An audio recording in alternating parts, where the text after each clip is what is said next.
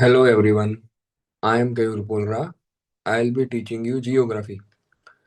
So I am excited to connect with you through Knowledge Temple, a platform which is dedicated for providing quality education and mentorship for students across India. So here at the Knowledge Temple platform, you will get structured learning, live lectures, prepared notes, one-pager notes, so that you can revise before exams, and also performance-based rewards. So let us start with the today's class. So in previous class, we have discussed about the what are geomorphic processes, what are the agents, exogenic force क्या होते हैं, endogenic force क्या होती है, ठीक है, continental continent किससे build होते हैं, कौन से जो एजेंट्स फोर्सेस होती है उनसे कॉन्टिनेंट बिल्ड होते हैं, माउंटेन किससे बिल्ड होते हैं, वो सब हम देख चुके प्रीवियस क्लास में. फिर डायस्ट्रोफिज्म क्या होता है.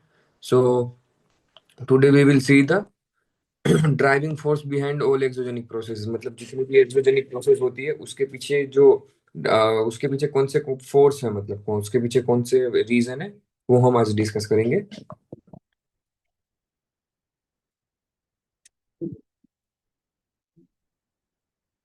तो the first one is solar energy. तो सबसे मेन जो फोर्स है आपका है वो solar energy. So solar energy is the sole driving force behind all exogenic process. मतलब जितनी भी एक्सोजेनिक प्रोसेस होगी उसमें जो सबसे मेन जो आपका पार्टिसिपेंट होगा वो होगा आपका सोलर एनर्जी, सबसे important. Okay, so exogenic processes derive their energy from atmosphere, determined by the ultimate energy from the sun, and also the gradients created by tectonic factors. मतलब क्या है कि जो आपकी एक्सोजेनिक प्रोसेस है वो जितनी भी एनर्जी डिराइव करते हैं आपकी, वो सब एटमॉस्फेयर से करते हैं. और जो एटमॉस्फेयर में जो एनर्जी होती है वो अल्टीमेटली सन से ही आती है, क्योंकि सनलाइट सन जब सन रेज एटमॉस्फेयर में एंटर करती है तो उसके थ्रू आती है. ठीक है. फिर वे second is various minerals in rock possesses their own limits of expansion and contraction. मतलब जो आपका मिनरल्स होते हैं, ठीक है, रॉक में, जो रॉक में आपके डिफरेंट डिफरेंट मिनरल्स होते हैं, ठीक है, तो उनकी खुद की कुछ लिमिट्स होती है एक्सपांड करने की और कॉन्ट्रैक्ट करने की. ठीक है. फिर है with rise in temperature every mineral expands and pushes against its neighbour, and as temperature falls a corresponding contraction takes place. मतलब क्या है, जब आपका टेम्परेचर राइज होगा तो जो भी मिनरल्स होंगे वो एक्सपैंड करेंगे और एक दूसरे को धक्का मारेंगे, जैसे अपने नेबर्स को धक्का, जो नेबरिंग आपके मिनरल्स होंगे उसको धक्का मारेंगे. ठीक है, और उसको गिरा देंगे. और जब टेम्परेचर फॉल होगा, ठीक है, टेम्परेचर डिक्रीज होगा, तब क्या होगा कि जो कॉन्ट्रैक्शन होगा, मतलब पास आएंगे एक दूसरे के पास. ठीक है, जब जैसे कि सर्दी होती है तो हम सब, मतलब क्या होता है, जो कंबल वंबल होते हैं उसको हम सुकड़ के सोते हैं, ठीक है, ताकि ठंड ना लगे. और जब क्या होता है, इसमें आपकी गर्मी होती है, ठीक है, समर होता है, तब क्या होता है, हम एसी चला के मस्त फैल के सोते हैं. तो बस वैसे ही समझ लो कि जब टेम्परेचर ज्यादा होता है, मतलब बाहर गर्मी बहुत ज्यादा होती है, तब हम फैल के सोते हैं, हम एक दूसरे को धक्का मारते हैं कि भाई दूर हो, हम सबसे दूर, मतलब दूर खड़े रहो. और जब सर्दी होती है तो क्या करते हैं कि पास पास खड़े रहते हैं ताकि ठंड कम लगे. ठीक है. फिर आपका sunlight causes air to move, water to evaporate and ocean waves to rise. मतलब जो सनलाइट है आपकी, ठीक है, वो जो आपकी हवा है उसको मूव करने में आपका क्या बोलते हैं, मतलब मेजर कंट्रीब्यूशन सनलाइट का है एयर को मूव करने में. ठीक है. फिर जब वाटर इवोपरेट होता है तो उसमें भी सनलाइट है. जब पानी पे सन गिरा, मतलब सनलाइट गिरेगी तो क्या होगा कि आपका इवोपरेशन होगा, जो पानी गर्म होगा, तो उससे क्या होगा, जब पानी ऊपर, मतलब इवोपरेट होके ऊपर जाएगा. ठीक है. फिर क्लाउड्स फॉर्म होगा. ठीक है. And ocean waves to rise, मतलब जो ओशियन वेव्स होगी वो राइज करेगी. जब सनलाइट ओशियंस के वाटर पे गिरेगी तब क्या होगा, इवोपरेशन होगा. तो उससे क्या होगा कि वाटर बैलेंस बिगड़ जाएगा. तो क्या होगा, वेव की तरह वो हमें शो करेगा कि ठीक है. फॉर एग्जाम्पल मान लो ये एक पेज है, ठीक है, तब मान लो ये आपका ओशन का सरफेस है, ठीक है, पानी है. अगर सनलाइट जैसे यहाँ गिरेगी, ठीक है, तो यहाँ पे जब सनलाइट गिरेगी तो यहाँ का पानी होगा वो आपका इवोपरेट हो जाएगा. तो क्या होगा यहाँ पे, मतलब पानी यहाँ पे जब इवोपरेट हो जाएगा तो खड्डे जैसा हो जाएगा. तो इसलिए हमें वेव्स जब दिखते हैं तो हमें ये लगता है कि हाँ ठीक है, पानी ऐसे ऐसे जा रहा है. बट वो क्या होता है कि जो पानी ऐसे ऐसे जा रहा होता है, जो ऊपर होता है पानी, वो अभी इवोपरेट नहीं होता. बट जो नीचे वेव में होता है पानी, ठीक है, वो इवोपरेट हो गया होता है, इसलिए हमें ऐसे वेव की तरह दिखता है वो. ठीक है. फिर ऐसे में दिख जाएगा, वेव की तरह दिखेगा ऐसे. तो जो ये वेव की तरह दिखेगा, ठीक है, तो ये जो पानी होगा वो भी आपका इवोपरेट नहीं हुआ होगा. ठीक है. जो ये वाला पानी होगा, ये वाला इवोपरेट हो गया होगा, इसलिए हमें वेव की तरह दिखता है. ठीक है. This moving fluids like water, wind and waves etcetera. Attack the solid surface, eroding it, carrying the broken piece far away, and deposited them to fill low place in the landscape. मतलब क्या होगा, जितने भी ये air आपकी, water, ocean जो भी है आपकी, ठीक है, वो क्या करेगी, वो जो सॉलिड सरफेस होगा उस पर अटैक करेगी, ठीक है, उसको इरोड करेगी, ठीक है। किसी भी चीज से हम किसी भी चीज, मतलब क्या बोलते हैं, फॉर एग्जांपल हथौड़ा है आपका, ठीक है, हैमर, तो उससे आप अगर किसी भी चीज पे आप मतलब क्या बोलते हैं, आप अटैक करोगे तो क्या होगा कि वो सॉलिड सरफेस पे तो टूट जाएगा वो, ठीक है, बस ऐसे इरोड हो जाएगा। और फिर क्या होगा, छोटे छोटे पीसीस में जब वो ब्रेक हो जाएगा तो उसको अपने साथ कैरी कर लेंगे, और एक जगह से कैरी करके दूसरी जगह डिपॉजिट कर देंगे, तो क्या बोलेंगे, एक जगह से इरोजन हो गया और दूसरी जगह डिपोजिशन हो गया।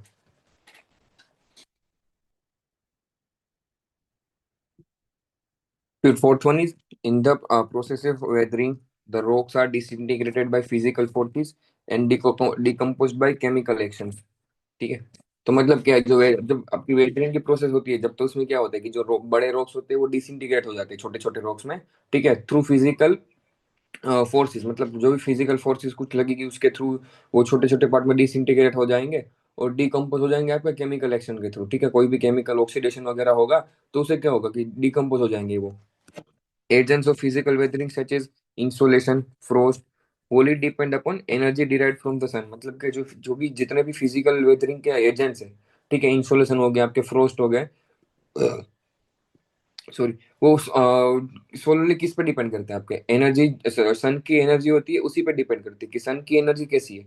सन की एनर्जी ज्यादा होगी तो इंसोलेशन वगैरह ज्यादा होगा, अगर सन की एनर्जी कम होगी तो इंसोलेशन कम होगा, ठीक है, तो उस पर डिपेंड करेगा आपका वेदरिंग, फिजिकल वेदरिंग।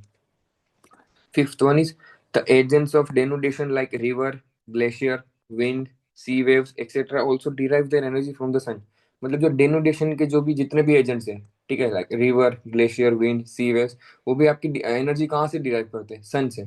तो जो आपकी जियोमॉर्फिक प्रोसेस है, सॉरी एक्सोजेनिक प्रोसेस जितना भी आपके, ठीक है, उसके पीछे सबसे क्या बोलते हैं, मेजर कंट्रीब्यूशन किसका है, सोलर एनर्जी का, ठीक है, सोलर एनर्जी है सबसे मेजर कंट्रीब्यूशन है उसका, ठीक है। देखो यहाँ पे दिख भी रहा है आपको, जैसे ग्रेनाइट का पत्थर है, ठीक है, ये वाला, ठीक है, तो ये सन है, आपकी सन रेज इस पे आ रही है तो क्या होता है, इंसोलेशन, मतलब सन आ रही है, ठीक है, कैप्चर कर रहा है ग्रेनाइट का पत्थर, ठीक है। फिर जब रात होगी तब क्या होगा, कॉन्ट्रैक्ट करेगा, मतलब ठंडा हो जाएगा वेदर आसपास का, तो क्या होगा, कॉन्ट्रैक्ट करेगा जो पत्थर ग्रेनाइट का है आपका। जब ये इंसोलेशन होगा तो क्या होगा, गर्मी होगी, टेम्परेचर ज्यादा होगा तो क्या होगा, एक्सपांड करेगा, ठीक है। देखो स्ट्रेस बिल्डअप क्रैक्स, फिर क्या होगा, वापस सनलाइट आएगी उस पे, ठीक है, जैसे सबसे पहले इस पे आई सनलाइट, ठीक है, फिर रात हुई तो कॉन्ट्रैक्शन, मतलब एक्सपांड कर गया, फिर रात को जब टेम्परेचर फॉल हो गया तो कॉन्ट्रैक्ट कर गया, मतलब सुकड़ने लगा, ठीक है। फिर वापस दूसरे दिन उस पे क्या होगा, सनलाइट गिरेगी, ठीक है, तो फिर क्या होगा, क्रैक्स पड़ जाएंगे और ज्यादा, ठीक है, क्योंकि क्या बोलते हैं, एक्सपैंड कॉन्ट्रैक्ट, एक्सपैंड कॉन्ट्रैक्ट, तो क्या होगा उससे क्रैक्स पड़ने लगेंगे और छोटे छोटे से, देखो छोटे छोटे पार्ट्स में डिवाइड हो जाएगा ये। फिर क्या होगा, फिजिकल वेदरिंग उसके थ्रू क्या होगा, फिर छोटे छोटे पार्ट्स में डिवाइड हो जाएगा, ऐसे देखो ये इतना बड़ा था पहले, फिर इतना सा रह गया और छोटे छोटे पार्ट्स यहाँ पे आ गए, तो जो छोटे छोटे पार्ट्स आपके जो आएंगे आपके उसको क्या बोलते हैं, रेगोलिथ, ठीक है। जितना भी छोटा छोटा मतलब मटेरियल होगा आपका, ठीक है, उसको बोलेंगे रेगोलिथ, ठीक है। फिर देखते हैं डेनोडेशन क्या होता है, ठीक है, और उसकी जो उसका प्रोसेस वो कैसे होता है, ठीक है। So mass wasting and movement, तो सबसे पहले माप की मास वेस्टिंग होगी, ठीक है, जब सबसे बड़ा पत्थर होगा, ठीक है, उसमें से छोटे छोटे पत्थर वेदरिंग के थ्रू निकल के फिर उसकी मास वेस्टिंग हो जाएगी, ठीक है। So mass wasting also known as slope movement और मास मूवमेंट, ठीक है। मतलब देखो ये है यहाँ पे आपको इमेज में दिख रहा है, यहाँ पे ये पत्थर है, ठीक है, तो यहाँ पे बारिश हो रही है इसके ऊपर, तो यहाँ से क्या होगा, छोटे छोटे पत्थर में से रेगोलिथ जो बन जाएंगे वो बन जाएंगे यहाँ पे छोटे छोटे पत्थर से। और ठीक है, ये स्लोप स्लोप के थ्रू यहाँ पे वो नीचे उतरेंगे, फिर इसे स्लोप होगा तो यहाँ से वो नीचे आते जाएंगे ऐसे, और यहाँ पे इकट्ठे हो जाते हैं, ठीक। In the geomorphic process in which bedrock, rock debris, soil, sand, regolith and rock move down slope in bulk or mass, ठीक है, because of the pull of gravity. मतलब क्या है,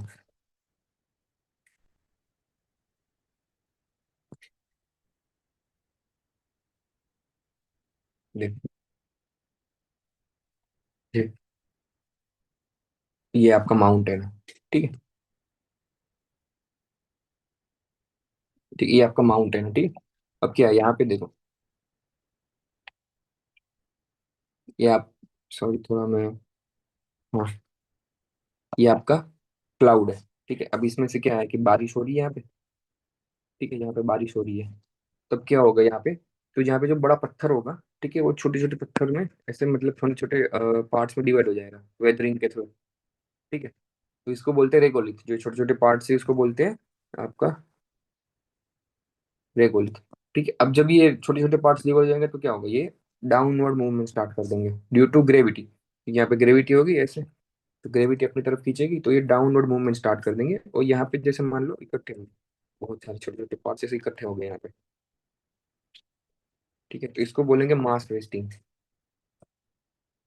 ठीक है, इसको बोलेंगे मास वेस्टिंग। फिर आपका सेकंड इज वेदरिंग। ठीक है, so weathering is defined as process of physically disintegration and chemically decomposition of rock। ठीक है, वेदरिंग बेसिकली क्या है कि जो फिजिकली डिसइंटीग्रेट होता है पत्थर, ठीक है, वो और केमिकली डिकम्पोज हो जाता है जो पत्थर, उसको बोलते हैं वेदरिंग। ठीक है, pressure, volume, temperature and biological activities are responsible for weathering. ठीक है, मतलब प्रेशर, टेम्परेचर और वॉल्यूम के साथ साथ बायोलॉजिकल एक्टिविटीज भी आपकी रिस्पॉन्सिबल है वेदरिंग में। ठीक है, अब देख सकते हैं जैसे ये पत्थर है बड़ा सा, ठीक है, तो इसमें क्या डिवाइड हो गया, देखो ये ऐसे दो पार्ट्स में क्रैक हो गया, यहाँ पे डिवाइड हो गया दो पार्ट्स में। ठीक है, तो इसको बोलते हैं वेदरिंग के थ्रू डिवाइड हो गया ये। ठीक है, फिर आपका थर्ड इरोजन। ठीक है, the removal of surface material from earth crust such as soil, rock debris and the transportation of the eroded material by natural agencies like water, wind and glacier. ठीक है, मतलब जो सरफेस मटेरियल होगा आपका अर्थ के crust में, ठीक है, तो वो क्या होता है अर्थ के सरफेस पे बेसिकली मटेरियल क्या होता है, सरफेस मटेरियल क्या होता है अर्थ के क्रस्ट पे, सोइल, रॉक डेब्रीज। ठीक है, तो वो जब ट्रांसपोर्ट होते हैं एक जगह से, देखो ये है पूरा, तो अब जैसे यहाँ पे मान लो ये आपका एक रॉक है, यहाँ पे सोइल है, ठीक है, जब ये ट्रांसपोर्ट करती है यहाँ से यहाँ पे ट्रांसपोर्ट करके, ठीक है, तो यहाँ पे क्या होगा, ऐसे हो जाएगा, यहाँ पे पूरा खाली हो जाएगा ये, यहाँ पे खाली होकर ये वाला पार्ट था आपका यहाँ पे आ जाएगा, यहाँ पे डिपॉजिट हो जाएगा। ठीक है, तो इसको बोलते हैं इरोशन, कि एक जगह से इरोशन हो गया और डिपोजिट, यहाँ इसको बोलते हैं, क्या बोलते हैं आपका इसको, इसको इरोजन बोलते हैं, इसको डिपोजिशन बोलते हैं। ठीक,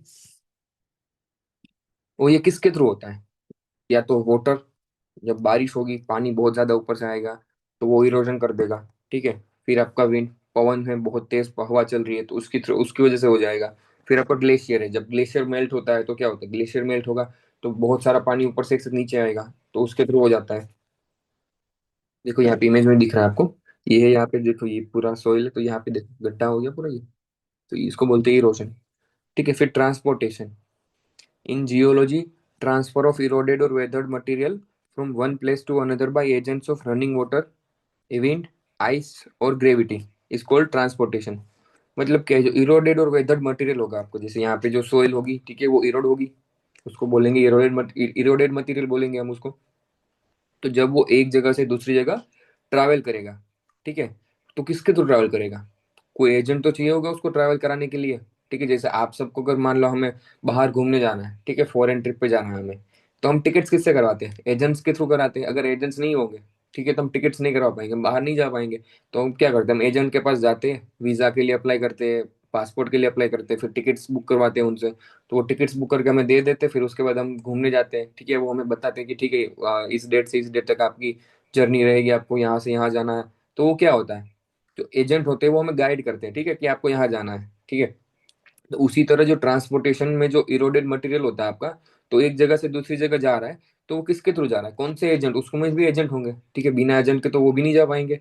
तो उसमें कौन से एजेंट होंगे आपके, रनिंग वाटर, ठीक है, विंड, आइस, ग्रेविटी। ठीक है, पानी अगर रनिंग वाटर होगा तो अपने साथ ले जाएगा, जब हवा चल रही होगी तो वो अपने साथ ले जाएगी। ठीक है, फिर जब आइस होगी वो मेल्ट हो जाएगी तो वो अपने साथ ले जाएगी।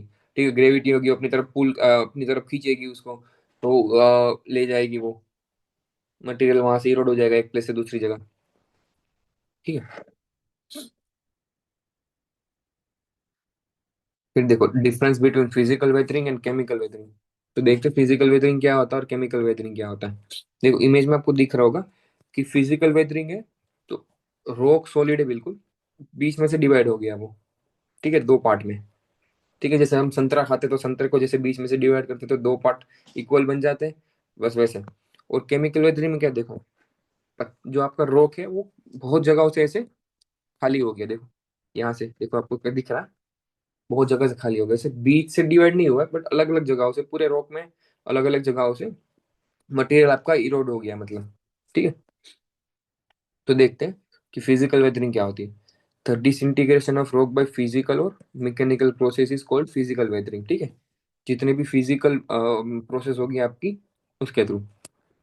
Chemical weathering is defined as the chemically decomposition of rock by rock rocks due to reaction of chemicals available in the rock under the influence of weather and climate।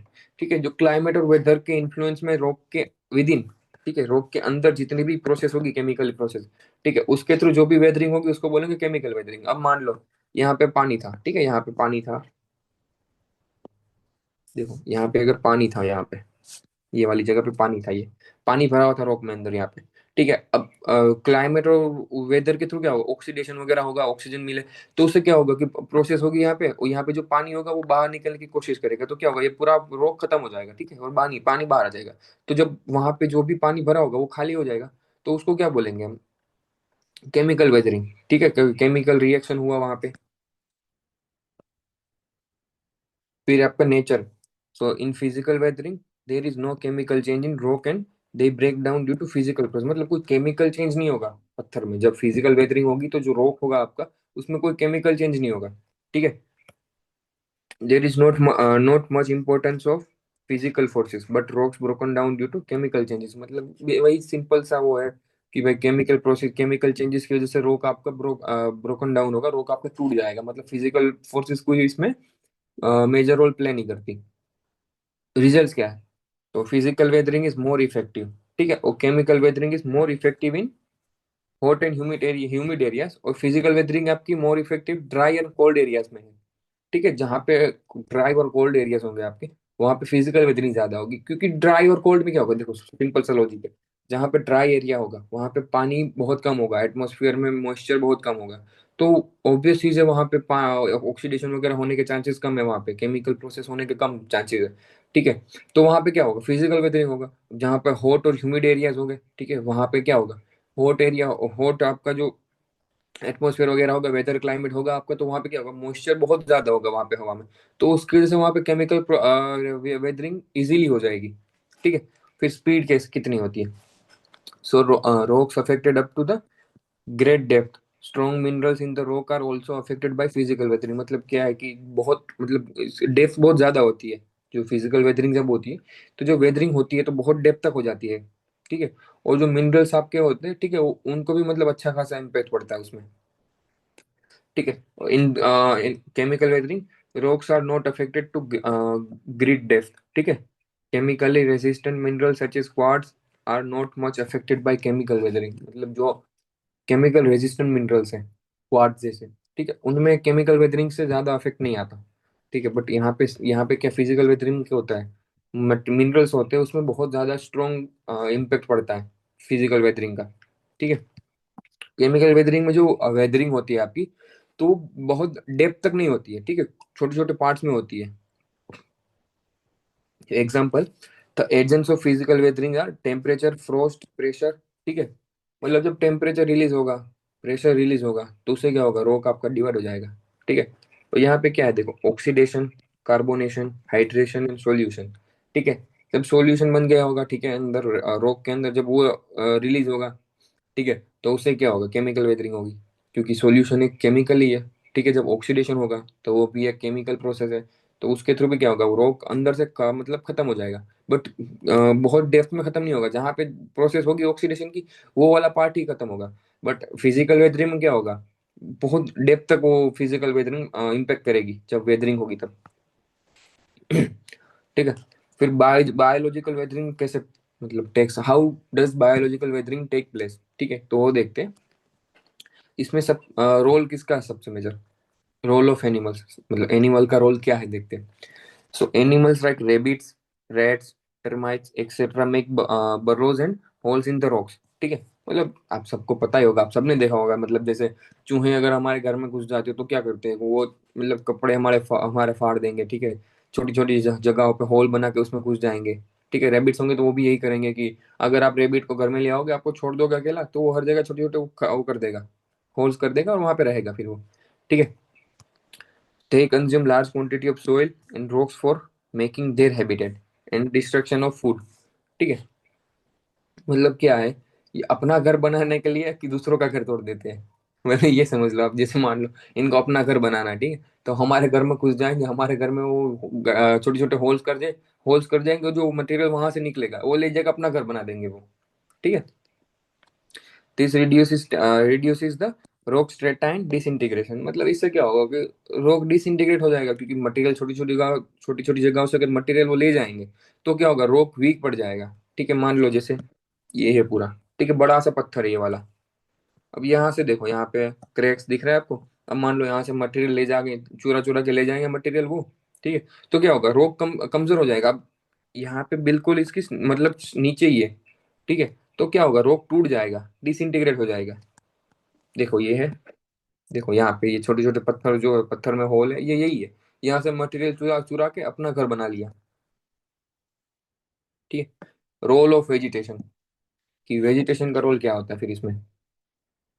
Sorry, ये मैंने गलत बता दिया आपको। ठीक है, ये वाला इसका वेजिटेशन का उसमें आएगा।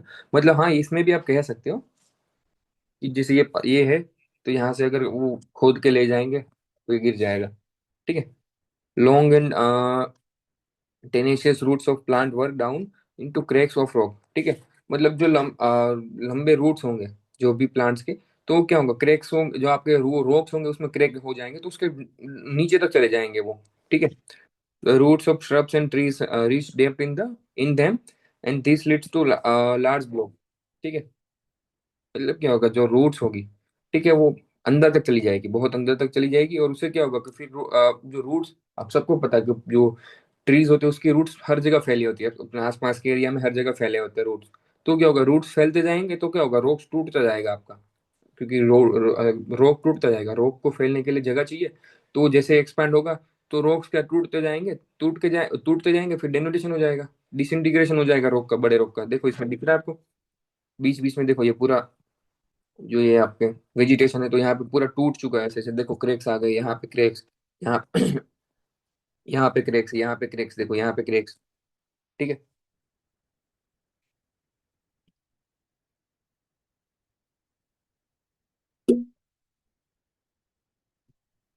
रो, तो role of micro organism. So micro organisms in the soil and on the surface of rock can contribute. ठीक है। जो मतलब सोइल के ऊपर है, तो सर रॉक के सरफेस पे जो माइक्रो ऑर्गेनिजम्स होते हैं, ठीक है, उनका भी कंट्रीब्यूशन होता है डिसइंटीग्रेशन में रॉक के। Some bacteria derive nutrition by taking a combination of nitrogen from the air and the minerals from the rock. मतलब क्या है, जो कुछ कुछ बैक्टीरिया होते हैं वो क्या होते हैं, न्यूट्रिशन कहाँ से लेते हैं अपना, जो हवा में जो नाइट्रोजन होता है वो, और जो रॉक्स का मिनरल होता है, उन दोनों को मिला के वो अपना न्यूट्रिशन लेते हैं। ठीक है, तो उससे क्या होगा कि जो रॉक के मिनरल्स होंगे वो खत्म होते जाएंगे। ठीक है। By removing this mineral, the rock is weakened and is further subject to other weathering forces such as wind and water. ठीक है। तो मतलब क्या होगा, जैसे अपने न्यूट्रिशियस फूड के लिए क्या करेंगे, वो मिनरल्स लेते जाएंगे रॉक में से, तो रॉक वीक पड़ता जाएगा, तो उसमें क्या होगा, फिर दूसरे वेदरिंग प्रोसेस होंगे, फिजिकल वेदरिंग या तो केमिकल वेदरिंग, उसके थ्रू क्या हो जाएगा, आपका रॉक होगा वो डिसइंटीग्रेट हो जाएगा। फिर आपका ह्यूमन एक्टिविटी, ह्यूमन एक्टिविटी के बगैर तो कोई चीज पॉसिबल नहीं है आजकल। ठीक है। ह्यूमंस का रोल ना हो वैसे पॉसिबल नहीं है। ठीक है। पोल्यूशन में ह्यूमन का रोल, ठीक है, इसमें क्या बोलते हैं आपके बायोलॉजिकल वेदरिंग में, तो ह्यूमन का रोल। ठीक है।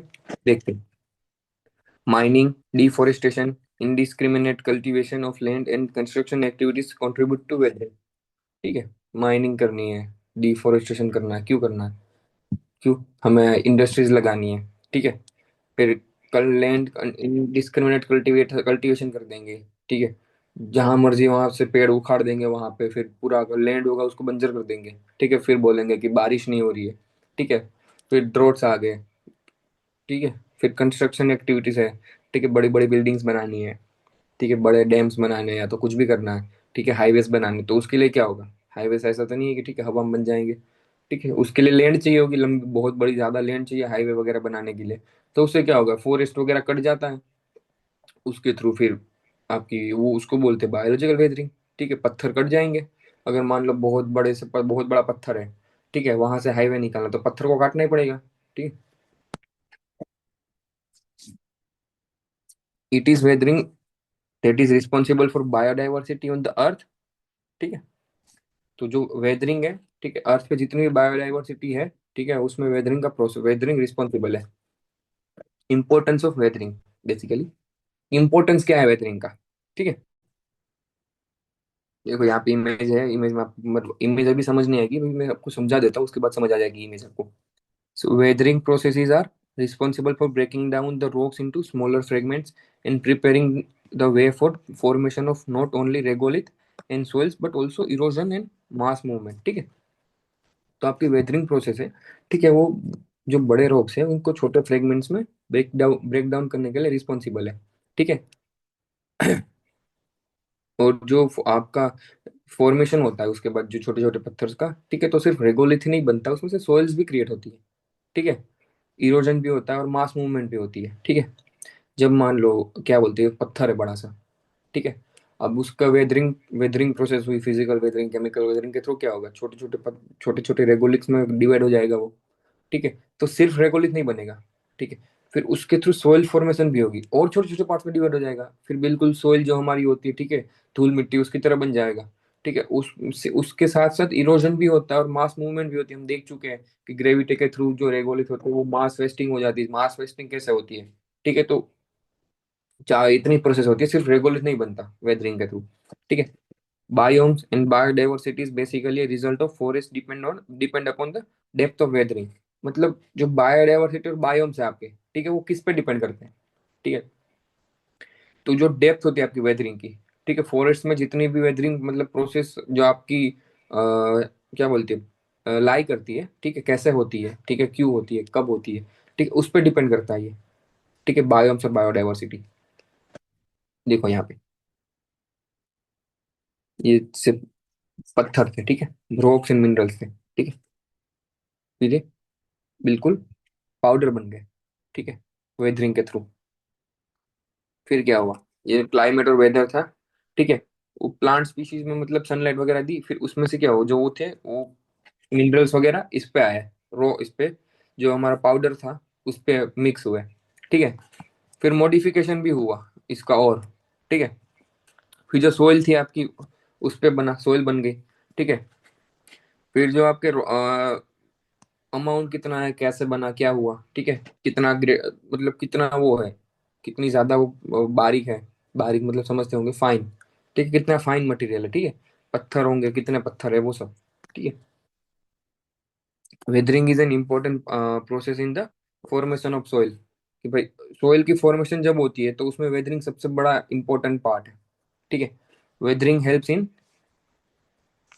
enrichment and concentration of certain valuable ores of iron, manganese, aluminium, which are of the great importance of national economy। ठीक है। मतलब वेदरिंग इंपॉर्टेंस, वेदरिंग का है इंपॉर्टेंस भी देखो वेदरिंग क्या। ठीक है। जो वैल्यूएबल मिनरल्स है हमारे, आयरन, मैंगनीज, एल्यूमिनियम, ठीक है, तो उनकी इंपॉर्टेंस बहुत ज्यादा होती है। ठीक है। उनको एक्सट्रैक्ट करने में वेदरिंग बहुत मतलब बड़ा रोल प्ले करता है। ठीक है। जिसके थ्रू क्या होता है कि जो हमारी इकोनॉमी है, ठीक है, वो स्ट्रांग बनती है। ठीक है। What factors activate the process of mass movement. ठीक है। तो मास मूवमेंट में कौन से फैक्टर्स इन्वॉल्व है। Removal of support from below to materials above through natural or artificial means. ठीक है। मतलब जो सपोर्ट है, ठीक है, जो मटेरियल्स के नीचे का सपोर्ट होता है, ठीक है, वो रिमूव होता है। और जो थ्रू किसके through, natural or artificial means के थ्रू जो सपोर्ट होता है मटेरियल्स के नीचे वो रिमूव होता है। ठीक है। उसके थ्रू क्या होता है, मास मूवमेंट होती है। ठीक है। मतलब क्या है बेसिकली, एक पत्थर था, ठीक है, वो मतलब मान लो माउंटेन, वहां पे पत्थर पड़ा हुआ है जी, ये पत्थर है, ऐसे पत्थर है, ठीक है, ऐसे ये माउंटेन पे पड़ा हुआ है। ठीक है। ऐसे मतलब यहाँ पे स्टडी है, स्टडी स्टेट में पड़ा हुआ है। अब क्या होगा, वेदरिंग होगी। ठीक है। तो यहाँ से नीचे से क्या होगा, देखो ये नीचे से यहाँ से क्या होगा, खत्म हो मतलब वेदरिंग होती जाएगी तो ये कमजोर होता जाएगा। ठीक है। यहाँ से दिख रहा होगा। तो उससे क्या होगा, ये रॉक ऐसा हो जाएगा। ठीक है। फिर ऐसा हो जाएगा। तो इससे क्या होगा, इसका सपोर्ट निकल गया नीचे से। ठीक है। जो सपोर्ट था वो हिल गया, तो उससे क्या होगा, वेदरिंग हो जाएगी, ये नीचे उतर जाएगा। ठीक है, फिर क्या होगा, और वेदरिंग होगी, फिजिकल वेदरिंग, केमिकल वेदरिंग, फिर छोटे छोटे पार्ट्स में डिवाइड हो जाएगा। ठीक है, रेगोलिथ बन जाएगा, तो और मास मूवमेंट हो जाएगी उनकी। ठीक है, फिर है increase in gradient and height of slope. ठीक है, मतलब जो स्लोप्स की हाइट है उस पर भी डिपेंड करता है, उसकी हाइट बढ़ा देता है फिर बेसिकली वो, क्योंकि पहले मान लो ऐसे था। ठीक है, माउंटेन ऐसे था। ठीक है, पहला ऐसे था, फिर वेदरिंग हुई। ठीक है, उसके थ्रू क्या हुआ, ये वाला पार्ट था पूरा, ये इरोजन हो गया, तो उससे क्या हुआ, पहले ऐसा था, फिर ऐसे हो जाएगा, तो स्लोप इंक्रीज हो गया। ठीक है, फिर क्या हुआ, और ऐसे हो जाएगा, फिर स्लोप और इंक्रीज हो गया। ठीक है, overloading through addition of mineral naturally or by artificial filling.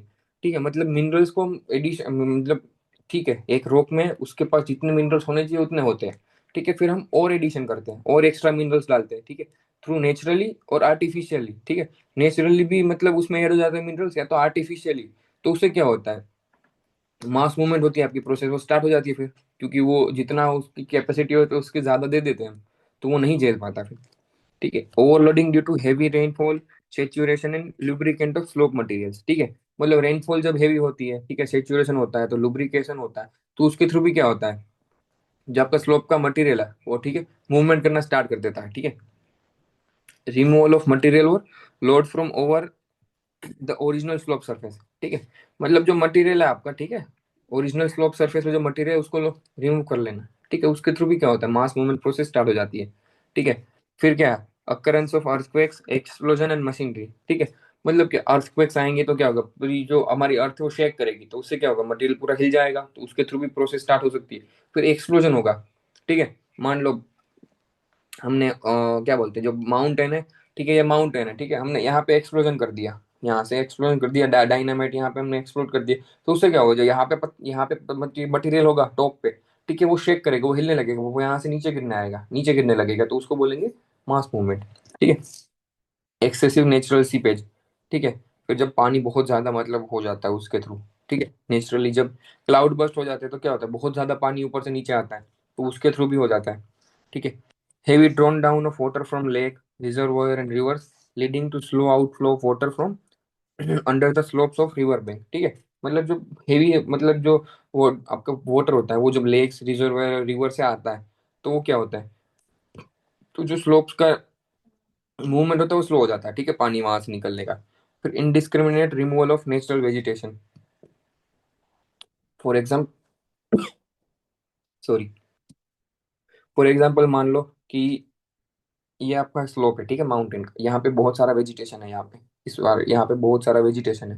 ठीक है, तो उससे क्या होता है, जो पानी ऊपर से आता है, तो वो क्या होता है, इसके थ्रू, इसकी वजह से क्या होता है, वेजिटेशन की वजह से उसका फ्लो टूट जाता है, वो डाइवर्ट हो जाता है पूरा। ठीक है, बट अगर हम इसको हिला देंगे, मतलब इसको ही निकाल देंगे हम, तो क्या होगा, इसका जो बीच मतलब जो वो था, डाइवर्जन था, वो हट गया, पानी फुल फ्लो में ऊपर से आ रहा है, वो पूरा नीचे आ जाएगा फुल फ्लो में, फिर क्या होगा कि बाढ़ आ जाएगी। ठीक है, वो सब हो जाएगा। ठीक है, देखो यहाँ पे है इमेज में। ठीक है, ये देखो, वेव्स आ रही है यहाँ पे, तो ये जो ये रोप था टूट गया यहाँ से, यहाँ पे ऐसे पहले ऐसे था, फिर टूट के ऐसे नीचे गिर रहा है। ठीक है, फिर ये वेजिटेशन देखो, यहाँ से ऐसे यार, अब जब ब्लॉक्स दो मूव करके एक दूसरे के ऐसे, पहले साथ में थे, फिर मूव करके तो जो पानी था वो आ जाएगा।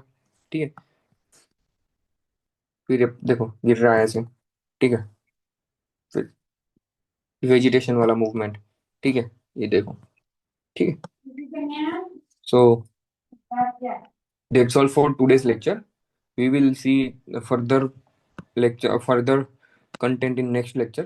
So if you like, thank you for watching this lecture. If you liked it, please join us on Knowledge Temple platform for advanced learning, where you will get structured learning, okay, live lectures, prepared notes.